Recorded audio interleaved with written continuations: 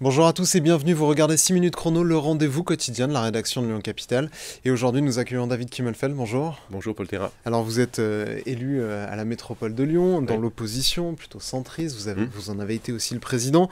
On va évoquer assez rapidement les enjeux finalement qui concernent la métropole de Lyon. Est-ce que l'outil est le bon, puisqu'il y a eu une proposition notamment de loi, enfin il y a un projet de loi d'Étienne Blanc pour revenir là-dessus au Sénat.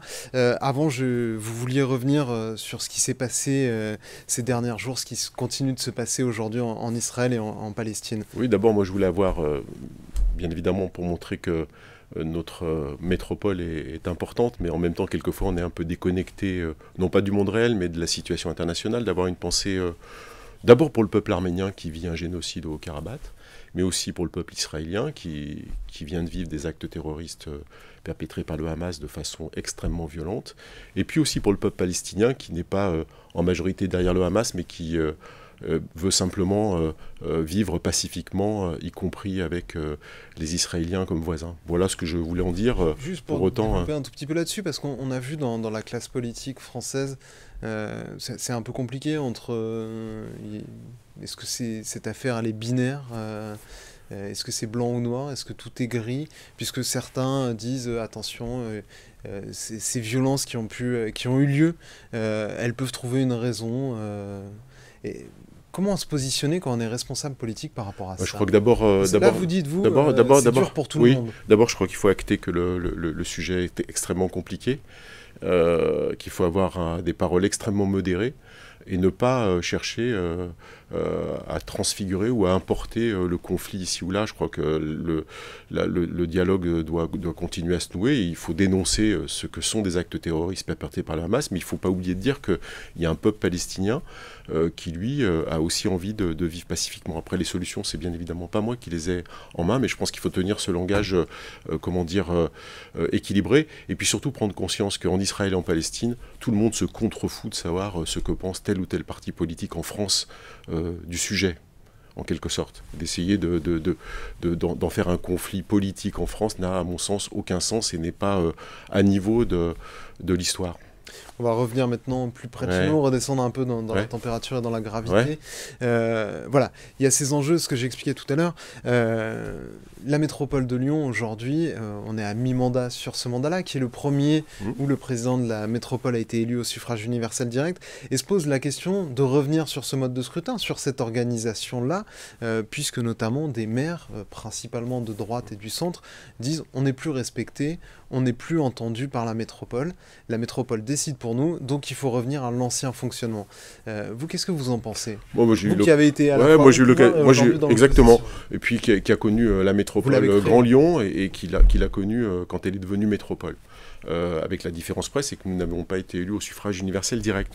Bon, je pense que cette proposition de changer de nouveau, quelque part, de revenir en arrière, est illusoire, elle est inefficace, et elle est même quelque part dangereuse pour les habitantes et les habitants de la métropole. Je dis dangereuse en y mettant des guillemets. Elle est illusoire parce que qui pense que dans les 3 ans qui viennent, à l'Assemblée nationale et au Sénat, on va pondre une loi qui va réunir des majorités consensuelles pour changer le mode de scrutin. Donc c'est quelque part laisser penser quelque chose qui ne se fera pas.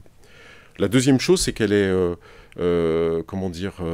inefficace, parce que si on revenait en arrière, ça veut dire que pendant 1 an ou 2 ans, il va falloir remettre les choses en mouvement, alors qu'on parle des compétences qui sont de la vie quotidienne des habitants et des habitantes de la métropole. Et donc, je pense qu'on a déjà mis 2 ans, quand on devient métropole, à mettre en route ces différentes compétences.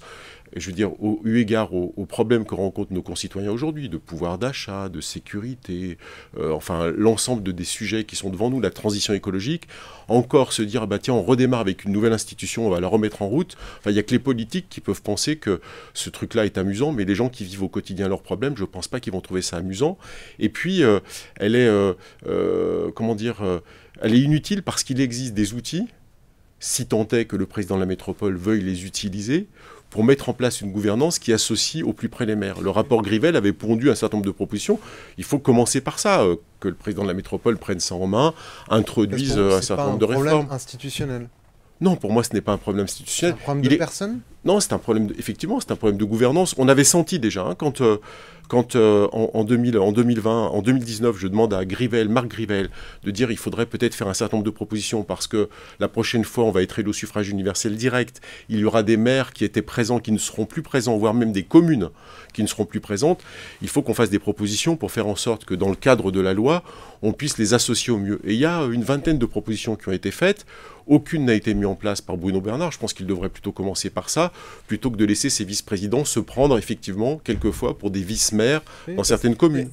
Comment on règle ce problème, par exemple, prenons une commune qui avait décidé de faire passer une piste cyclable sur la rue, par exemple, de la République, et à qui finalement on dit, bah, la piste cyclable, nous on va la faire passer rue des Alliés.